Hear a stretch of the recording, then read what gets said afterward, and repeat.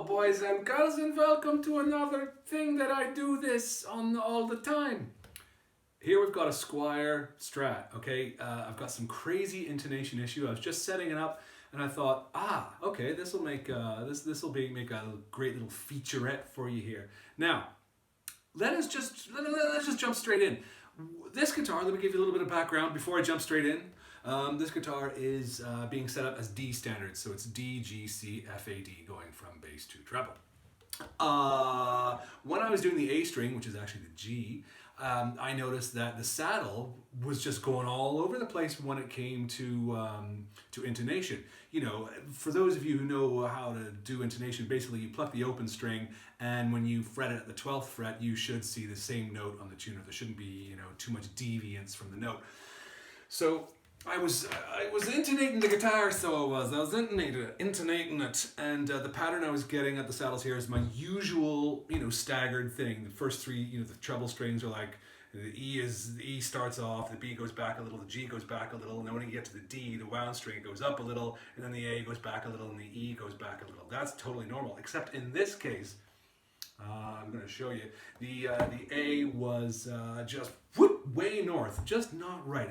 As soon as you pluck the A string open, fine. 12th fret, it was it was about 50 cents flat, which is just crazy. Now the interesting thing is, before I went setting up the guitar for real, before I restrung it, I gave it a rough in when I was setting it up, and it was okay. The intonation was fine. So I thought to myself, okay, there's an anomaly with this thing. It's either at the saddle end or it could be at the nut end. So I made sure the nut slot was okay. That didn't do it.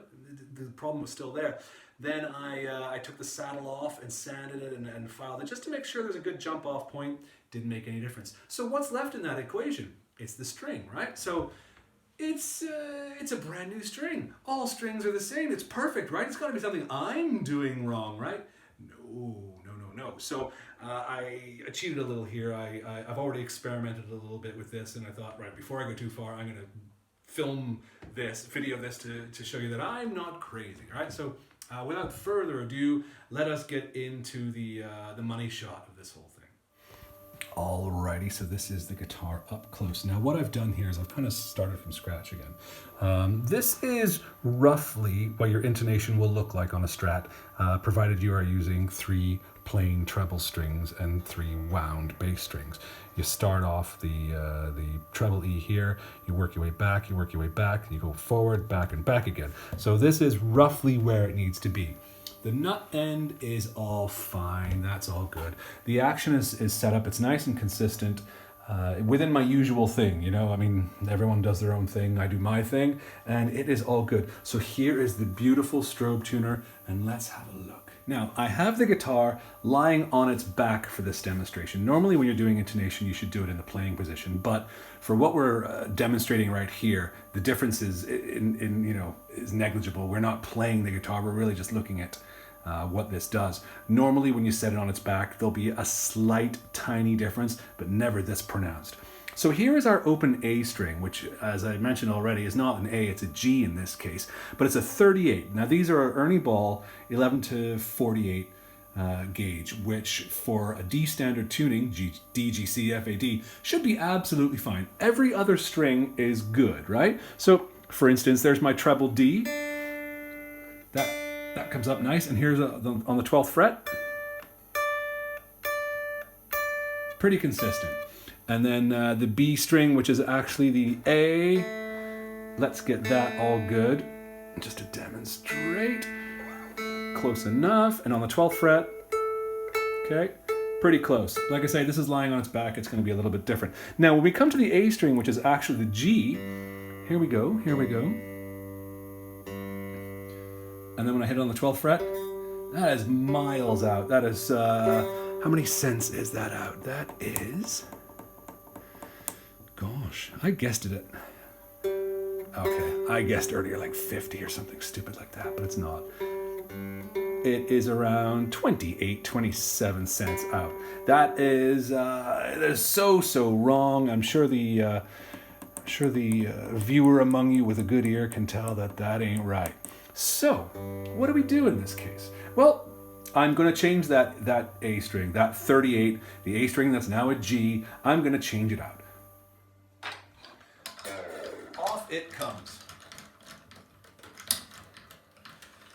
Now, while I'm in this experimentation phase, I don't really want to cut my string just in case. If I need to reuse it, because who knows if I'm right, who knows if I'm wrong, at least I'll have a full string to go back to for reference purposes. Okay, now, this is a new 38. Now, I did experiment with it a little bit earlier on, but it's a brand new 38. I was really fortunate to have it in my drawer, so I'm putting it in, I'm putting it in, I'm putting it in, and I'm hoping that what I'm about to show you is going to be what I saw when I did this a few minutes ago.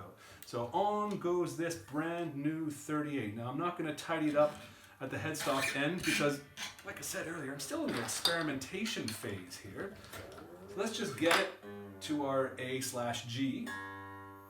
And let's see where we stand. Have we got it all tuned up good? Yeah, baby. The G, that's the A that's the G, and all things are intertwined until the earth explodes in a fiery mass. Okay, so that is our open G. Now, when I hit it at the 12th fret, what happens? Well, doesn't that look a hell of a lot different from last time? And you're going to have to trust me on this. I swear to the gods, I have not touched the saddle whatsoever in the exchange between the old 38 and the new 38. Here it is again, in case you're doubting. So obviously the note is a little bit sharp on the 12th fret, which means it's got to go that way just a little bit so that it's in tune with itself the whole way along. Where are my cutters? Where are my cutters? I'm getting rid of that nasty, disgusting, that bit that you don't need.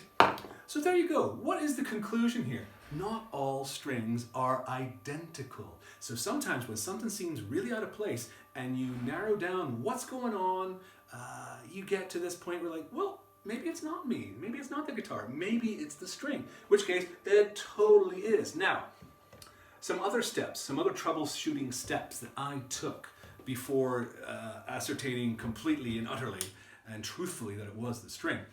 I got the nut out of the equation now. By doing that, I put a capo on the 1st fret, and then I tuned it up, and then I plucked it at the 13th fret, halfway down the scale, just to see what my reading would look like on the tuner, and it was the same thing.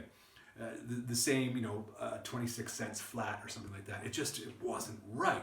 You should expect to see something like, bang on at that point from, the difference between the 1st fret and the 13th, if it's intonated close to where it should be, which is where it was, but it was terrible, it was awful. So that's how I concluded that it wasn't the nut doing it. The frets are all static, they're in place, they're doing their thing. The bridge, the saddle, of course, that could be something that puts you way off if the jump off point is there. If the jump off point is just not where it should be on the saddle, but I took it apart. I regrooved it just a little bit to make sure that it wasn't hung up either too far or too far back, too far forward, within the saddle. At that point, I was, zeroing in, reaching for straws at this point just to see what was going on. And I was pretty sure, no, it's not the saddle. It doesn't look that far out from the other ones. The saddle itself, the little groove I'm talking about, not its position within the intonation map that I want to see. So what was left? Try the string. Bang, there you go. I have to say, I've seen this before, not to this extent, but I have seen with, and I hate to name check here, I have seen it with Ernie Ball strings in the past, where my intonation map, as I like to call it, is kind of put off by the A string. Now, whether that could have been a pair, it could have been a set of 10s, 11s, doesn't really matter. But for some bizarre reason, that happens. Now, in a live environment, if we ever do see live environments again, if you're a guitar tech and you see this happening and you have no spares, just adjust the saddle and then explain to your artist later on, don't worry boss, we'll fix it, right? But in this sort of situation, use a new string. Just see, what's it going to cost? Okay, a string's going to cost maybe £1, something like that. But look at what you discover. Like, aha, it's not me, it's not my workmanship, it's the actual manufacturer giving me something that's not up to scratch. I don't know exactly how that happens. Maybe maybe it has something to do with the inner core of the thing. I mean, because it wasn't broken. It was working just fine, but whatever. I think I will leave it at that before I go into some kind of bizarre tangential proclamation about something I don't know anything about. So for now, I want you to stay tidy, stay healthy, stay awesome. Whatever. Bye.